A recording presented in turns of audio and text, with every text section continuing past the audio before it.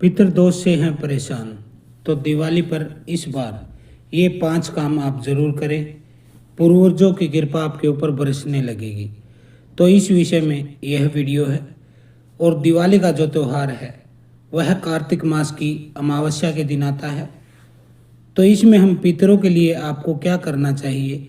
अगर आपके जीवन में परेशानियां चलती आ रही हैं, बनते काम बिगड़ते हैं, तो इसका कारण पितृदोषी होता है। यदि जीवन में आपके काम बनते बनते बिगड़ जाएं, कुछ लोगों का तो 90% काम बन जाता है और फिर अंत में जाकर काम बिगड़ता है, जिसकी वजह से उनके जीवन में बहुत सी कठिनाइयां आ जाती हैं। तो इस पितृदोष को दूर करने के लिए आपको दिवाली की शाम को गंगा नदी के किनारे आपको जाना है। यदि आपके पास गंगा नदी नहीं है तो आप किसी पीपल के पेड़ के नीचे जा सकते हैं।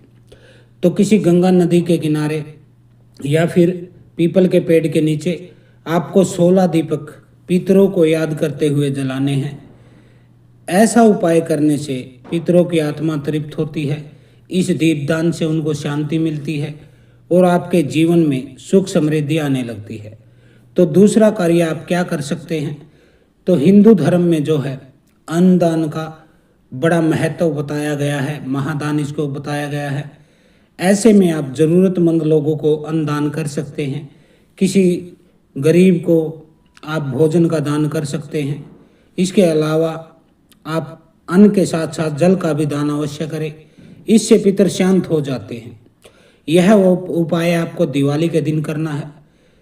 पितरों के साथ साथ देवताओं की भी आपको आशीर्वाद प्राप्त होता है।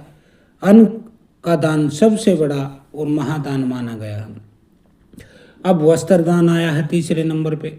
दिवाली ऐसे समय पर आती है जब धीरे धीरे ठंड बढ़ने लगती है। अगर ऐसे में आप ज़रूरतमंद लोगों को, गरीब लोगों को, असहाय लोगों को गर्म कपड़ों का दान देते हैं तो यह भी आपके पितरों के आशीर्वाद को प्राप्त करता है। आपको उनके नाम लेकर उनका दान करना चाहिए। अगर नाम का नहीं पता है तो आपको बोलना है कि हे मेरे घर के पितरों, यह वस्त्र मैं इन गरीबों को दान कर रहा हूँ, कृपा शांत हो जाइए।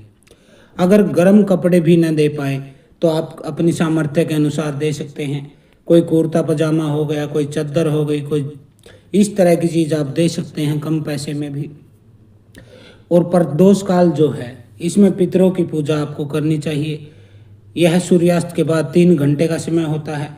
इस समय लक्ष्मी, गणेश और कुबेर देवता की पूजा का विधान तो है ही, साथ साथ आप अपने पितरों की भी पूजा कर सकते हैं, जिससे आपके जीवन में आने वाली अड़चनें दूर होने लगती हैं। अपने पितरों का ध्यान करते हुए आपको धूप अवश्य जलाना चाहिए।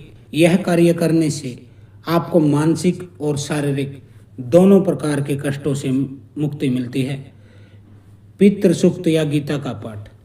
तो मित्रों, दिवाली के दिन यदि आप पितरों की पूजा करते समय पितृ सूक्त का पाठ करते हैं या फिर गीता का पाठ करते हैं या फिर किसी अन्य पवित्र पुस्तक का भी पाठ कर देते हैं तो पितर अति प्रसन्न हो जाते हैं। आप उनके नाम से संकल्प लेके यह पाठ कीजिए कि इस पाठ का फल मेरे पितरों को मिले।